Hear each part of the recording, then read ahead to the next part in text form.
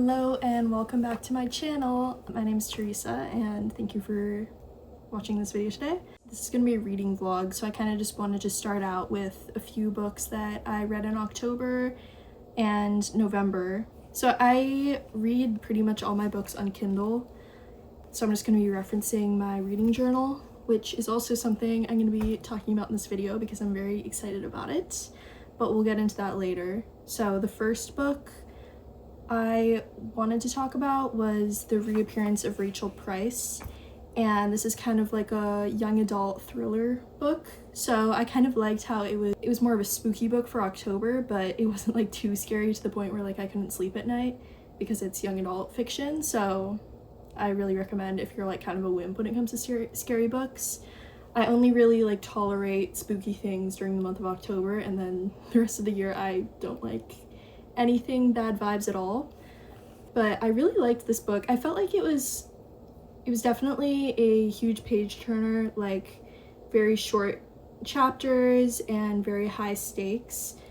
The book revolves around the disappearance of Rachel Price, and Belle, her daughter, is being interviewed for this documentary about this true crime mystery because nobody knows what has happened to Rachel Price, and Belle was actually with her mother when she was like 2 years old when her mother disappeared. So that's like the intriguing part about the mystery, is that she was there when it happened, but she doesn't remember how any of this occurred. And she's being interviewed for this documentary about the disappearance of her mother, which her family's just kind of doing because they don't have a lot of money.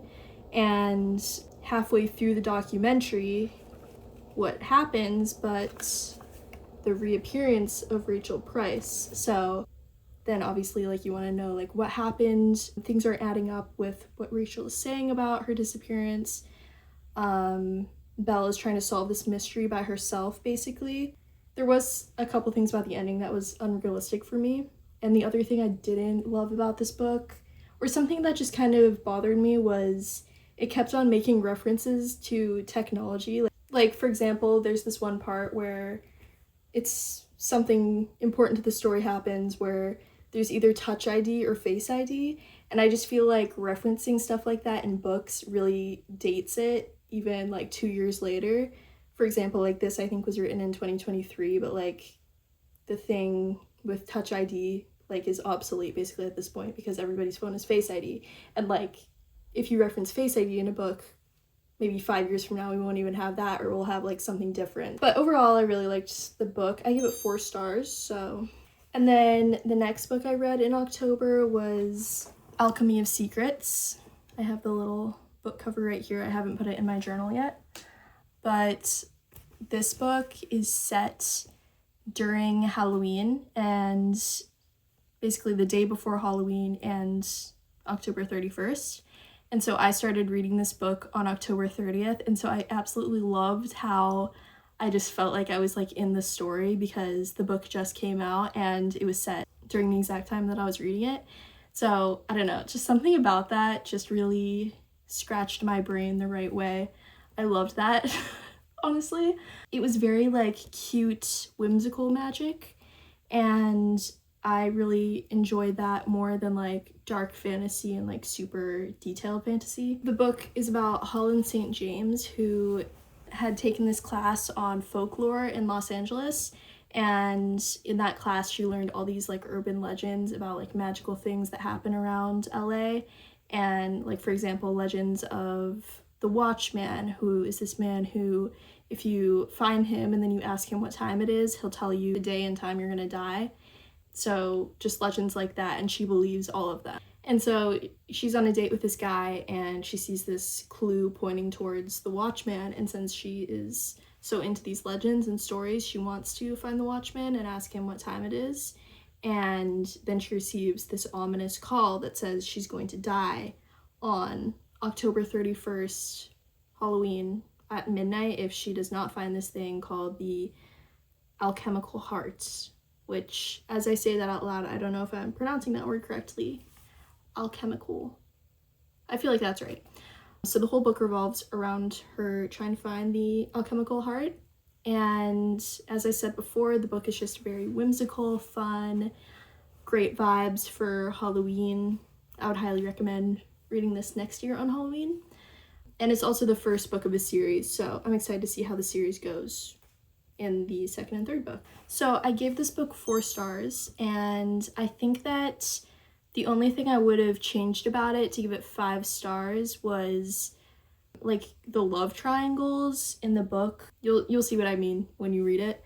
But yeah, it kind of felt like it was just like added in for like the sake of it. And then the last book I read recently was Twilight, and I feel like everyone's reading Twilight these days for some reason. Like I've seen so many reading vlogs I've seen 2 reading vlogs of people reading Twilight. So I decided to give it a try. I historically had been a Twilight hater. I guess like growing up, I was too young for it when it was coming out and when the whole fandom situation was going on. And then also like when I was old enough for that thing, I always just loved Harry Potter.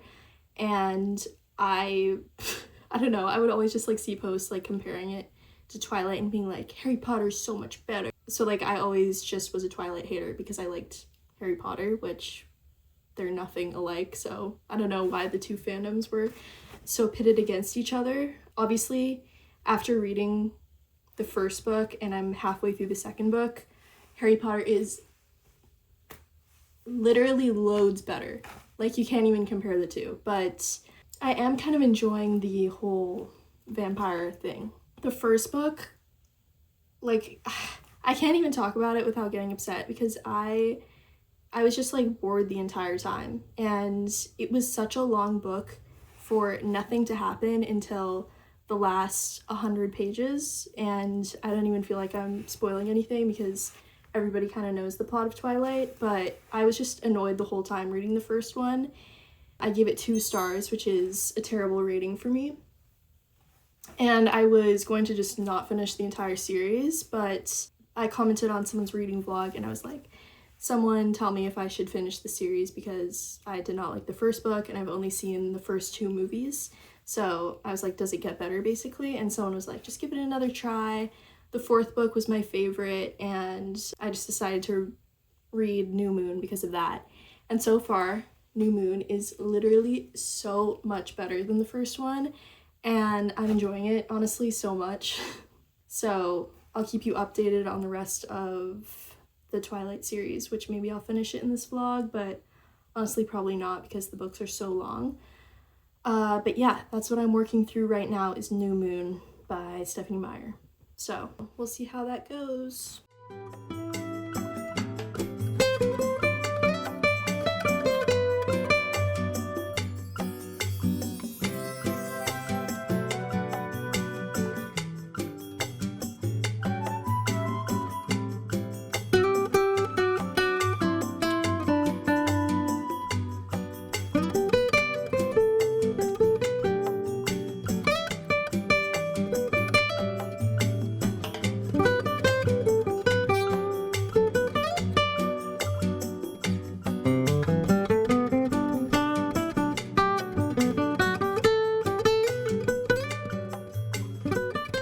I also wanted to talk about my reading journal a little bit.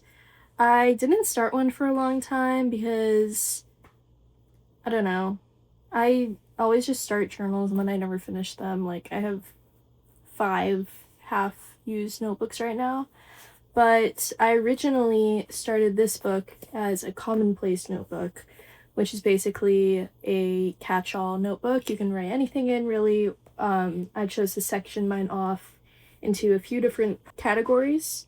For example, notes on books, notes on scripture, notes on nonfiction, notes on movies, quotes I like, random articles, and then words, vocab words, if you will.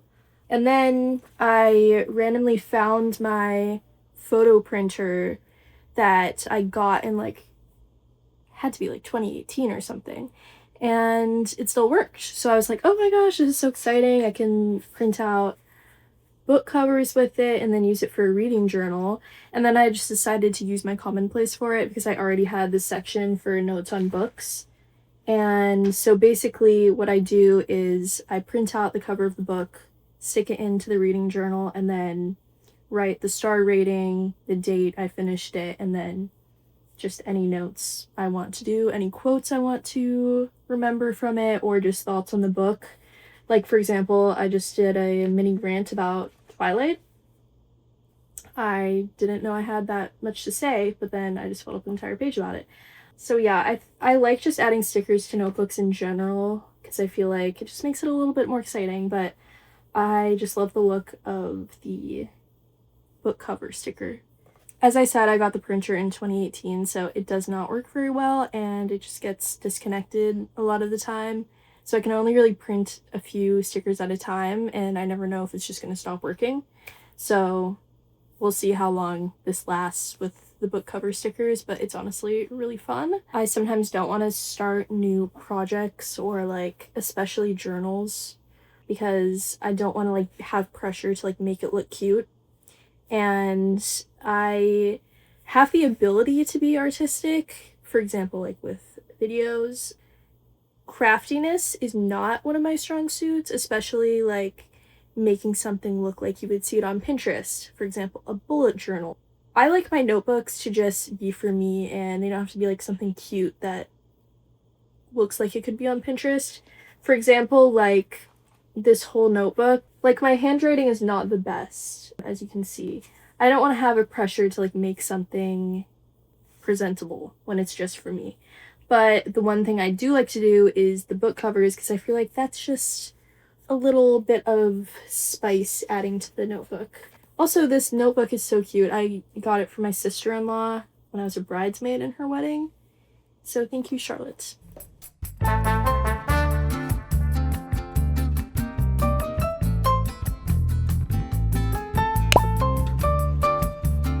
I'm now 65% of the way through page 295. I feel like it's important that I mention that I was reading this as a joke in the first place. Like the first book I kind of read as a joke. Now I'm locked in. Now I'm so invested, especially like I'm so much older than all of these characters, so, well, except for Edward, who's literally 200 or something. But just like the choices they make are so like baffling to me that it's just like so funny to read. That being said, I'm so invested at this point. Bella just jumped off a cliff. Girl, like this whole book she's just been making the silliest choices.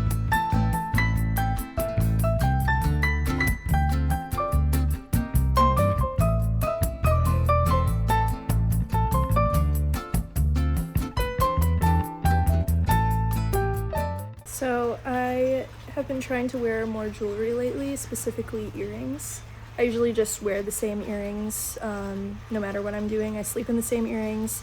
Like it used to be these silver hoops that had white gems on them, but I recently transitioned into gold jewelry, which is exciting because a lot of the earrings that I have are gold, and I didn't feel like I could wear them with like silver rings or like any jewelry I had that was silver. I used to think I had more cool undertones, so I'd always wear silver jewelry, but I think I just have like redness on my face, and that's why I thought I had cool undertones, because my skin tone and my complexion and everything is more warm, and I'm half Indian, and Indians wear gold jewelry almost exclusively, so just wear whatever kind of jewelry you want to wear. But I just prefer the look of gold jewelry a lot better, I think, and I'm very excited about it. I have these Kate Spade earrings that I've maybe worn like once before. I'm just gonna stop saving my jewelry for special occasions. I just think it looks good to wear it with a normal outfit. That spices things up, you know? So I am just sitting here with my coffee right now, and I have about an hour and a half left in Twilight, so I'm gonna be finishing that probably today.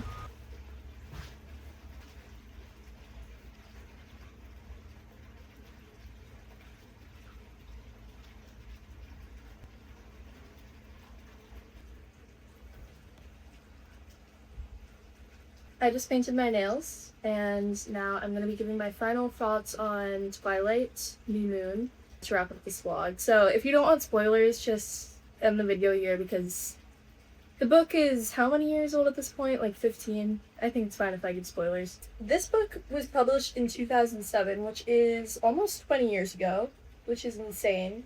I guess it makes sense. I had like absolutely no exposure to these books when I was growing up because I was literally 5 when this was published and wouldn't have been allowed to read it probably until I was like 16, 17. Completely missed like the peak Twilight era, but I'm glad I'm reading them at this point because I feel like I really just missed out on like a cultural moment. So honestly, I really enjoyed New Moon. I'm gonna give it. I. It really does not deserve 4 stars, so I'm gonna give it 3.5 stars just because I enjoyed it so much more than the first book, which I give 2 stars, and it kept me engaged like the entire time. It had potential to be more exciting than it actually was, which I think is kind of a theme with these books, maybe. So in this book, Bella has survived her kidnapping by a vampire in the first book, and everything just kind of goes back to normal for her. She has her vampire boyfriend, she's going to school, she finally has friends, and it's her birthday at the beginning of this book, and she's turning 18, and she's like all like sulky about it. She's like, I'm older than Edward now. Girl, he is 120 or something. I keep on getting that number wrong, but you don't need to worry about being older than him. Like, it's already creepy. But yeah, she is like just in a terrible mood because it's her birthday. And honestly, Bella really annoys me at parts because she isn't grateful for what she has, basically. Like, in the first book, everybody's so excited to meet her, everybody wants to be her friend, there's like 3 guys who have a crush on her. She doesn't care. She's like, I don't know, like, why these people are talking to me. Like, her internal dialogue is always like so bratty, which obviously she's 17, so it's fine. She's allowed to be bratty, but it always like kind of rubbed me the wrong way, the way that Bella responds to things. That's a side tangent. Her vampire new friends decide to have a party for her, and things get out of hand when she cuts her finger, and they all get really excited about her blood, and someone lunges for her to try and attack her, basically, to drink her blood. And Edward is not happy about it. He realizes that, like, it's always going to be so dangerous for her to, like, be around him. She's never going to have a normal teenage life, never going to have a normal human life. And basically, he just realizes, I'm bad for her, I should go away. So he basically ditches her for probably, like, 50% of the book. And Bella goes through it. Like, she is a shell of herself. For a majority of the book, it's honestly, like, really sad to read about. Because she only dated this guy for, like, a few months. And then the minute he decides to leave her, she basically self-destructs. Everybody's very worried about her because she isn't eating. She is having these terrible nightmares. She just basically, like, goes to school and doesn't talk to any of her friends. And that basically changes when she figures out that when she does anything reckless, she can hear Edward's voice in her head yelling at her to stop. And so then she starts to basically become an adrenaline junkie and is trying to do all these things basically to get Edward's attention, basically to rage bait Edward, because every time she does something like go on a motorcycle or like go up to dangerous people to talk to them, she hears Edward's voice in her head yelling at her to stop. And she misses Edward so much she just wants to keep on hearing his voice. When she hears his voice, she's under the impression that she's just hallucinating and she's hearing things that aren't really there, obviously, which is a logical conclusion to make. If you're hearing voices inside your head, you probably need some psychiatric help. But my impression reading it was she doesn't know it, but Edward is actually talking to her, and Edward is just like watching out for her to make sure that she's safe. And so when she's doing these dangerous things, he's actually yelling at her to get her to stop. But at the end of the book, it turns out that she actually was hallucinating that, and this is the explanation that they give. Basically, when she's reunited with Edward, spoiler alert, she's talking to him about how when she would try and do dangerous things, she would hear his voice in her head, and he doesn't have any idea what she's talking about. And she says, well, I wonder if the reason I could hear you so clearly was because underneath it all, I always knew that you hadn't stopped loving me. Again, as I spoke, the words brought with them a sense of conviction. of rightness. Someplace deep inside me recognized the truth. This is her epiphany that Edward did love her the entire time, and that was like her subconscious telling her that that was true. Doesn't make any sense. It honestly would have made a lot more sense if she hadn't been hallucinating. Honestly, it's concerning either way if he was keeping tabs on her and talking to her every time she did something dangerous, because like that's just kind of creepy if you wanted to leave her alone. But it's also concerning if she was literally hallucinating this entire book. Like, how is nobody concerned about this? That was just one thing I found to be interesting. So honestly, one of my favorite parts about this book was Jacob. And not because I like him, but he was just funny. Like, I just enjoyed the parts of Jacob, because if you think about it, he's 16 years old, Bella's 18, and Edward is in his 100s. So the maturity difference between Jacob and Edward is just like miles long, and it was honestly just kind of funny to read about, especially like when he becomes a werewolf, starts crashing out about random things. I feel like part of the reason I enjoyed this book so much was because Edward was not in a majority of it. I don't think I like Edward very much. He's just kind of boring. Jacob, at least, is fun. So, throughout the entirety of the book, something that brings life into Bella again is her friendship with Jacob, and being around him makes her feel alive again, and she just has such a great time with Jacob. But the whole time, it very much is friend vibes. So I'm not really sure like where the love triangle is going to go into. There is like parts where you can see that Jacob truly means so much to Bella, and like she would not be able to live without him, but it almost seems like a little bit selfish because she knows that Jacob makes her feel better about herself and is digging her out of this hole that she's been in because Edward left her. So it kind of feels like she doesn't actually love him. She loves like how he makes her feel. Like, for example, page 287, Jacob and his friends, after they become werewolves, they're basically trying to protect her from this vampire that's tracking her for the entire book. And she says, "I tried not to think about the danger Jacob and his friends were in, because nothing could happen to Jacob. The thought was unendurable. I'd lost too much already.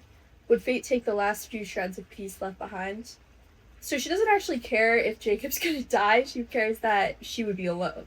Whereas she actually loves Edward and she would like do anything for him, and it's to the point where she cares about Edward's happiness more than she does her happiness.